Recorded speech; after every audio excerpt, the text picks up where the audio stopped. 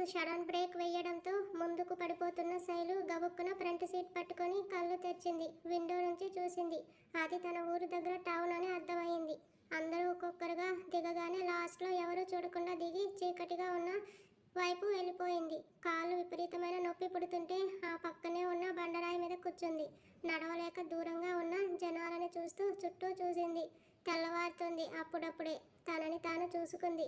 ముడేసిన జుట్టుతో ఒంటి మీద అక్కడక్కడ ఉన్న పంటిఘాట్లతో మొహమంతా పీక్కుపోయి చూడగానే ఏదో జరిగిందని చూసిన వాళ్ళు గుర్తుపట్టేలా ఉన్న తన రూపం చూసుకొని వెంటనే అక్కడి నుంచి వెళ్ళిపోవాలని తన ఊరు రోడ్డు మీదుగా నడక మొదలుపెట్టింది. ఒంట్లో కాస్త కూడా బలం లేదు. కళ్ళలో ధారగా కారుతున్న కన్నీళ్లే తనకి తోడుగా ఉన్నాయి. రాత్రి జరిగింది ఒక్కొక్కటిగా తలుచుకుంటేనే శైలు ఒళ్ళు వణుకుతుంది. ఇప్పుడు ఇంటికి వెళ్ళాక ఏమవుతుందో అన్న భయంతో నడుస్తూ ఊరి పొలిమేరకు చేరుకుంది. అప్పుడప్పుడే నిద్రలేస్తున్న ఊరి జనం అక్కడక్కడ తిరుగుతున్నారు. ఆడవాళ్ళు వాకిళ్ళు ఊడుస్తుంటే మగవాళ్ళు రచ్చబండల దగ్గరకు చేరుకుంటున్నారు. శైలుకి కాళ్ళు చేతులు వణుకుతున్నాయి. ఒక్కో అడుగు భారంగా కదులుతుంటే ఊరిలోకి వస్తున్న తనని అందరూ వింతగా చూస్తున్నారు. మొహానికి ఉన్న స్కార్ప్ వల్ల ఫేస్ కనబడటం లేదు. ఒక పెద్ద ఆవిడ శైలుని చూసి ఎవరమ్మాయి నువ్వు అంటూ అడిగింది. శైలు గుండె ఆగినంత పని అయింది. ఆవిడ ఎవరో తనకి తెలుసు, కానీ తనని గుర్తుపట్టక అడుగుతుంటే ఏం చెప్పాలో తెలియక మౌనంగా నిల్చుంది. అడిగేది నిన్నే అమ్మాయి, ఎవరు నువ్వు, ఎవరమ్మాయివి, ఈ ఊరేననేది, ఎవరింటికి వచ్చావు అంటూ ప్రశ్నల వర్షం కురిపిస్తుంటే శైలజ అని పెద్దమ్మ అంది లో గొంతుతో. ఏంటి శైలజ అంటే నువ్వు పద్మ కూతురు కాదు కదా అంది. అప్పటికే అక్కడ ఆడవాళ్ళు మగవాళ్ళు అందరూ చేరుతున్నారు. అందరూ గుమికూడుతుంటే భయం వేసింది శైలుకి. అవును నేను పద్మ కూతుర్ని అనేసి ఫాస్ట్గా నడుస్తూ ఇంటికి వచ్చేసింది. అందరూ అప్పటికే గుసగుసలు మొదలెట్టేశారు. ఏంటి ఈ పిల్ల ఇలా మాట్లాడుతుంది, అదిగాక ఈ టైంలో వస్తుంది, ఏమైంది అంటూ నోరు నొక్కుంటూ చెవులు కొరుక్కుంటున్నారు. ఇంటికైతే వచ్చేసింది. పద్మమ్మ తన తల్లితో మాట్లాడుకుంటుండగా లోపలికి వెళ్ళింది శైలు. ఒక్కసారిగా గుండె ఆగినంత పని అయింది శైలుని అలా చూడగానే. ఏమైంది శైలమ్మ, చెప్పా పెట్టకుండా ఇలా ఈ టైంలో ఇంటికి వచ్చావని అడుగుతున్నా ఏమీ లేదంటూ రూమ్లోకి వెళ్ళిపోయింది. పద్మమ్మ వాళ్ళ అమ్మ ఒకరి మొహాలు ఒకరు చూసుకొని శైలు వెంట వెళ్ళారు. గదిలోకి వచ్చిన శైలు దిండులో మొహం దాచుకొని వెక్కుతుంది. ఏమైందే, ఎందుకు వచ్చావు అంటే చెప్పకుండా ఏడుస్తున్నావు ఎందుకని కొంచెం సీరియస్ అయ్యింది పద్మమ్మ. అయినా సమాధానం చెప్పలేదు శైలు. బామ్మ నేను తెలుసుకుంటా, నువ్వు వెళ్ళి దానికి స్నానానికి నీళ్లు పెట్టు, స్నానం చేయని అంటూ పద్మమ్మని లోపలికి పంపించి బామ్మ వెళ్ళింది. శైలుని లేపి ఏమైంది శైలమ్మ, ఎందుకు అంతగా ఏడుస్తున్నావు, ఇన్ని సంవత్సరాలుగా ఎప్పుడు నువ్వు ఇలా ఏడ్చింది లేదు, మొన్న ఇంటికి వచ్చినప్పుడు అలాగే ఏడ్చావు, ఇప్పుడు మళ్ళీ ఏడిస్తేనే నీ సమస్యలు తీరిపోవు, ఏమైంది, ఏం జరిగిందో చెప్పు అంటూ లాలనగా అడిగింది. శైలు బామ్మని గట్టిగా హత్తుకొని నేనింకా మిమ్మల్ని వదిలి ఎక్కడికి వెళ్ళను బామ్మ, భయమేస్తుంది, మీకు దూరమైపోతానేమో అని అంటూ ఎక్కిళ్ళ మధ్య మాట కూడా సరిగా రావడం లేదు. బామ్మ ఇంకా తనని ఏమీ అడగకూడదని సరే నువ్వు ఇంకా ఎక్కడికి వెళ్ళొద్దు, నేనే పంపించాను నిన్ను, నువ్వు మాతోనే ఇక్కడే ఉండు, మా దగ్గరకు వచ్చేసావు కదా మేము చూసుకుంటాం, స్నానం చేసి రాపో తర్వాత మాట్లాడదాం అని తను నెమ్మదించాక స్నానానికి పంపించింది. ఒంటి మీద చన్నీళ్లు పడుతుంటే మనసంతా భారంగా ఇంకా భయంగా మారిపోయింది ఆమెకి. ఎందుకురా నన్ను ఇలా సాధించావు, నీ కారణంగా నేను నవ్వులు పాలయ్యాను, ఇప్పటికైనా నన్ను బతకనిస్తావా లేదంటే మళ్ళీ నా జీవితంలోకి వచ్చి అల్లకల్లోలం సృష్టించి వేధిస్తావా, మనసులోనే బాధగా మూలిగింది. లోపలికి వచ్చిన శైలుని చూసి భోజనం పెట్టింది పద్మమ్మ. వద్దమ్మా నాకేం తినాలని లేదు అంది ఏదోగా ఉండటంతో. అసలు ఏమైంది శైలమ్మ అని చిన్న గొంతుతో అడిగింది పద్మమ్మ. ప్రపంచంలో తనకున్న ఏకైక తోడు ఎవరన్నా ఉంటే అది తన అమ్మే అని ఆమెను కౌగిలించుకొని గుండెల్లో మొహం దాచుకొని వెక్కి వెక్కి ఏడ్చింది శైలు.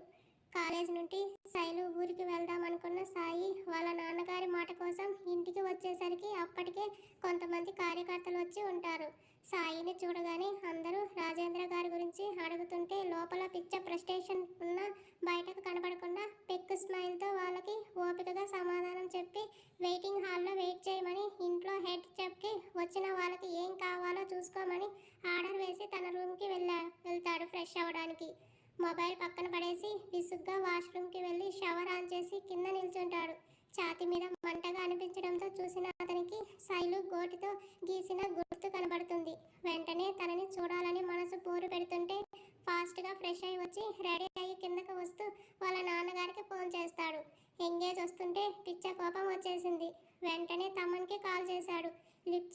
చెప్పు సాయి అన్నాడు.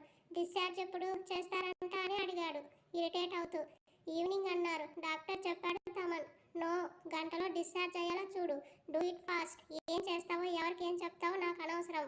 మీరంతా 1 అవర్లో ఇక్కడ ఉండాలి అంటూ కట్ చేసి అందరూ ఉన్న వెయిటింగ్ హాల్లోకి తప్పక వెళ్ళాడు.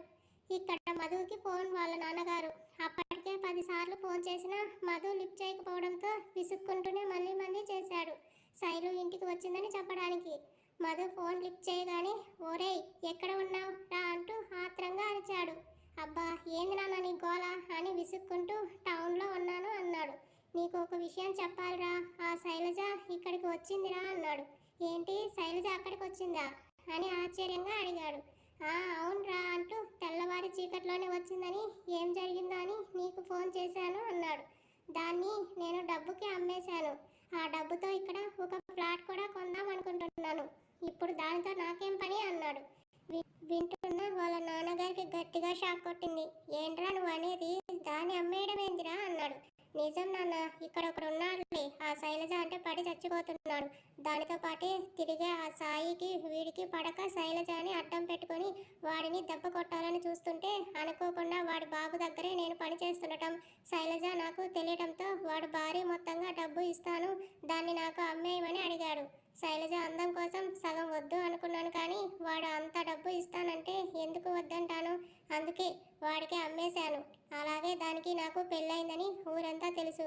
ఇప్పుడు దాన్ని నేనేం చేసినా అడిగేవాడు ఉండడు. శైలజానే కాదు, దాని చెల్లిని కూడా అమ్మేస్తాను.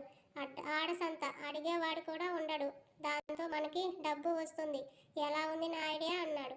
వింటున్న వాళ్ళ నాన్నగారికి నోట మాట రాలేదు. నువ్వు చెప్పేది నిజమేనా అన్నాడు నమ్మలేక. నిజం, అందుకే కదా ఆ శైలజ ఎక్కడ తిరుగుతున్నా నేను పట్టించుకోకుండా ఉండేది అంటూ. నువ్వేం భయపడకు నాన్న, అది ఎక్కడా దాక్కున్నా ఎవడో ఒకడు వచ్చి తెచ్చేసుకుంటాడు. దాన్నైతే వదలరు. సరే, ఏం జరిగినా నేను చూసుకుంటా, నువ్వేం భయపడకు అంటూ ఫోన్ పెట్టేశాడు మధు. సాయి ఫోన్ చేసిన వెంటనే డాక్టర్ దగ్గరకు పరిగెత్తాడు తమన్. ఆయన కాళ్ళ వేళ పడి అరగంట ప్రతిమాలి డిశ్చార్జ్ చేయడానికి ఒప్పించాడు. చూసుకోవడానికి ఒక నర్సును అపాయింట్ చేసి డిశ్చార్జ్ చేశాడు డాక్టర్. ఏంటి తమన్, ఇంత అర్జెంటుగా వెళ్లాల్సిన అవసరం ఏంటి అని అడుగుతున్నా సాయి గురించి చెప్పకుండా ఇక్కడ తను కంఫర్ట్గా లేదు, అదే ఇంట్లో అయితే బాగుంటుందని అంటూ వెర్రి నవ్వు నవ్వాడు. అందరూ కామ్గా ఉన్న రాజేంద్ర గారు అనుమానంగా చూశారు తమన్ని. తమన్ సైలెంట్ అయ్యాడు. అప్పటి వరకు సాయిని సతాయించిన వారంతా పరుగున బయటకు వచ్చారు. గంట నుంచి తనకు అలవాటు లేని సోదిని విన్న సాయి మైండ్ ఫ్రస్ట్రేషన్తో పీక్స్కి పోయి ఒక సిగరెట్ ప్యాక్ని ఖాళీ చేశాక కానీ నార్మల్ అవ్వలేదు. అందరూ రాజేంద్ర గారిని చుట్టుముట్టి సుప్రియాని పరామర్శించారు. ఇది కూడా ప్లస్ పాయింట్ అయ్యిందని రాజేంద్ర గారు ఆనందపడ్డారు. సాయి ఫాస్ట్గా రూమ్కి వెళ్ళి అంతే ఫాస్ట్గా గ్యారేజ్కి వచ్చాడు. తన బైక్ తీశాడు. తలకి హెల్మెట్, తనకు కావాల్సిన థింగ్స్ తీసుకొని బైక్ స్టార్ట్ చేసి గ్యారేజ్ నుంచి బయటకు వస్తుండగా ఎదురొచ్చారు తమన్, సాయి ఫాదర్. వాళ్ళని ఒక రెక్లెస్ లుక్తో చూసి ఫోన్లో గూగుల్ మ్యాప్ ఆన్ చేస్తున్నాడు. కొడుకు ప్రవర్తనకి అప్పటికే కోపంగా ఉన్నారు ఆయన. ఏంటి సాయి, ఏం చేస్తున్నావు నువ్వు? అసలు ఏమనుకుంటున్నావు? సుప్రియాని ఇంత తొందరగా ఇంటికి రప్పించి నువ్వెందుకు బయటకు వెళ్తున్నావు అంటూ అరిచారు. ఎనఫ్ డాడ్, మీకోసం ఇప్పటి వరకు చాలా పేషెన్స్తో ఉన్నాను. ఇక నాకు కుదరదు. నాకు మీరు ఆర్డర్స్ వేయాలని కానీ నన్ను కంట్రోల్ చేయాలని కానీ చూడకండి. అది ఎప్పటికీ జరగని పని. అండ్ ఇంకో విషయం, ఇప్పుడు నేను కొన్ని రోజులు మీకు దూరంగా వెళ్తున్నాను. ఎప్పుడు ఎలా వస్తానో కూడా తెలియదు. సో మీరు ఆఫీస్ అండ్ హోటల్స్ చూసుకోండి. మేనేజర్స్కి అన్నీ క్లియర్గా చెప్పాను. మీరు జస్ట్ చూసి వస్తుండండి చాలు. ఇంకా రాజకీయం మీ ఇష్టం. తమన్ ఉన్నాడు కదా, వాడు హెల్ప్ చేస్తాడు. నాకు ఫోన్ చేసి ఊరికే డిస్టర్బ్ చేయకండి అంటుంటే, అసలేంటి సాయి ఇది? ఇంటిని బిజినెస్ని వదిలేసి ఎక్కడికి వెళ్తున్నావు నువ్వు అంటూ ఫైర్ అయ్యారు. మీకు కొడుకు కావాలేమో, నాకు పేరెంట్స్ అవసరం లేదు. ఒకవేళ మీకు నేను కావాలి నా అవసరం ఉంది అనుకుంటే నేను వచ్చే వరకు వెయిట్ చేయండి. అదర్వైజ్ మీకు నేను లేను అనుకోండి అంటూ రాజేంద్ర గారి వీక్ పాయింట్ మీద గట్టిగా కొట్టాడు. మాట్లాడకుండా మౌనంగా నిల్చున్నారు ఆయన. నేను వచ్చేస్తాను, మీరు అనవసరంగా ఆలోచించి హెల్త్ పాడు చేసుకోకండి అంటూ తమన్ని చూసి జాగ్రత్త అన్నాడు. నేను వస్తాను సాయి అంటుంటే, నో నీడ్, ఇది నా పర్సనల్ మ్యాటర్, ఇంట్లో వాళ్ళని జాగ్రత్తగా చూసుకో చెప్పి బైక్ని గేటు దాటించాడు. రాజేంద్ర గారికి ఆవేశం వస్తున్నా ఆపుకుంటూ లోనికి వెళ్ళారు. టైం సాయంత్రం 6 అవుతుండగా ఊర్లోకి ఎంటర్ అయ్యాడు సాయి. స్పోర్ట్స్ బైక్ మీద ఊర్లోకి వచ్చాడు సాయి. ఒక పెద్ద ఆయన కనబడడానికి ఆయన్ని అడిగాడు, శైలజ ఇల్లు ఎక్కడా అని. సాయి ఫేస్ కనపడకపోయినా అతను వాడే బైక్, వేసుకున్న డ్రెస్, ఒంటి రంగు, ఆ శరీర సౌష్ఠవం చూడగానే ఎవరో పెద్దింటి బిడ్డలా ఉండటం చూసి శైలమ్మ ఇల్లా బాబు అని అడిగాడు. శైలమ్మ చిత్రమైన నవ్వుతో చూస్తూ, అవును మీ శైలమ్మ ఇల్లే, ఎక్కడా అని అడిగాడు. రండి బాబు చూపిస్తానంటూ ముందు నడిచాడు అతను. అప్పటికే ఊరంతా తనని వింతగా కొత్తగా చూస్తుంటే విచిత్రంగా వాళ్ళని చూసి అతని వెనక్కే వెళ్ళాడు సాయి. సాయిని తీసుకెళ్తున్న అతని ఎక్కడికి ఇటు పోతున్నావంటూ ఎదురొచ్చాడు ఇంకొక అతను. ఆ పెద్ద ఆయనకి, ఇదిగో ఈ బాబు అంటూ సాయిని చూపించి, పద్మ ఇల్లు అడిగితేను చూపించడానికి పోతున్నా అన్నాడు. పద్మమ్మతో ఏం పని అంటూ సాయిని చూసి తను వాళ్ళతో మీకేం పని అని అడిగాడు. సాయికి ఏం చెప్పాలో అర్థం కాక ఆలోచిస్తుంటే, ఆ ఇంట్లో వాళ్ళకి ఏం అవసరం ఉన్నా సర్పంచ్ గారితోనే మాట్లాడతారు, మీరు సర్పంచ్ గారి దగ్గరికి వెళ్ళండి అని ఆ పెద్ద ఆయన కూడా సాయిని సర్పంచ్ దగ్గరికి తీసుకెళ్ళమంటాడు. సర్పంచ్ గారి ఇంటిని చూపించి ఆయన వెళ్ళిపోయాడు. బైక్ దిగి నేరుగా లోపలికి వస్తున్న సాయికి ఇంట్లో నుంచి బయటకు వస్తూ ఎదురొచ్చాడు సర్పంచ్ గారు. సాయిని చూడగానే గుర్తుపట్టారు ఆయన. సాయి ఆయనను చూసి, శైలజ కోసం వచ్చాను అన్నాడు. మీరు అని సందేశంగానే అడిగాడు ఆయన. శైలజ కోసం వచ్చాను అన్నాడు హెయిర్ సెట్ చేసుకుంటూ స్టైల్గా. శైలజ కోసమా? ఎందుకు? కొంచెం గంభీరంగా అడిగాడు సర్పంచ్ గారు. నాకు టైం వేస్ట్ చేయడం ఇష్టం ఉండదు, మ్యాటర్ లాక్ చేయకుండా చెప్తాను వినండి. శైలుకి మీరు పెళ్లి చేయడానికి కారణమైన అబ్బాయిని నేనే. అది నా నుంచి తప్పించుకుని వచ్చింది.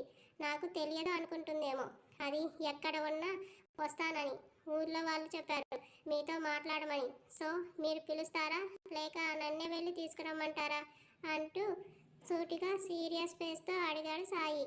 సాయి మాట తీరుకి, అతని యాటిట్యూడ్కి సర్పంచ్ గారికి బీపీ వచ్చింది. ఏంటి ఇంత జరిగినా కూడా నీకు కొంచెం కూడా బాధగా లేదా బాబు?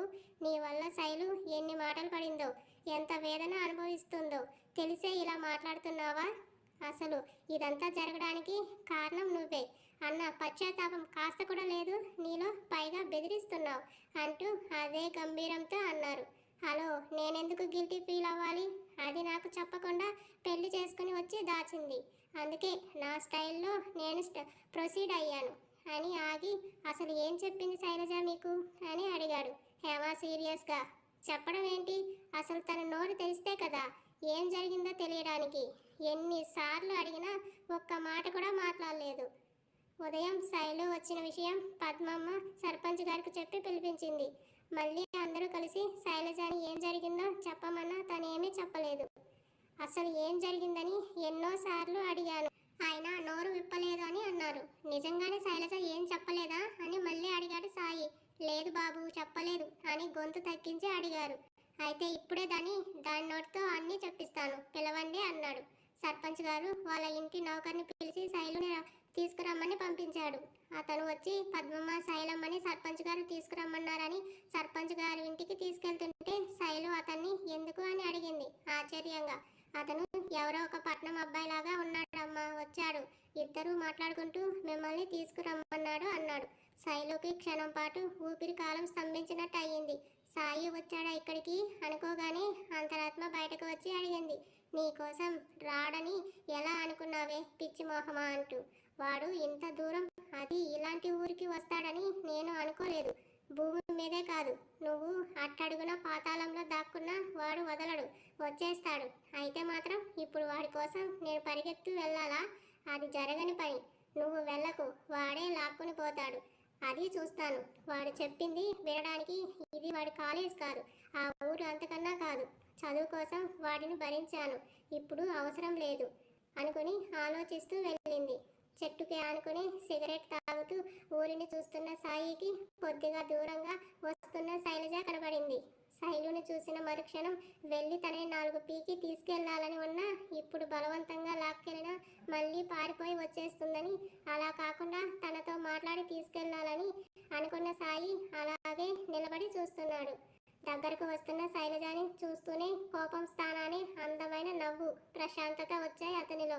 శైలు కనీసం తల కూడా ఎత్తకుండా వచ్చి నిల్చుంది.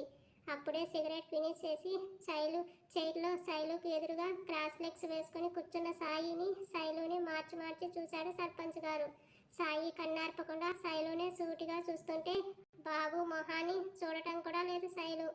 వాళ్ళిద్దరిని గమనించి, శైలమ్మ, ఇతను నీకు తెలుసా అని సూటిగా అడిగాడు సర్పంచ్ గారు. శైలు ఎంతగా చూడకూడదు అనుకున్నా మరీ చూడకుండా తెలియదంటే ఏమంటారో అని ఓరగా చూసింది సాయిని. హార్ట్ స్ట్రోక్ వచ్చినంత పని అయింది సాయి తీక్షణమైన చూపుకి. బాబోయ్, ఏంటా చూపు, తినేసేలా చూస్తున్నాడు అని ఆలోచిస్తుండగా, ఏం ఆలోచిస్తున్నావు శైలమ్మ? ఆ అబ్బాయి ఎవరో నీకు తెలుసా అని మళ్ళీ అడిగాడు.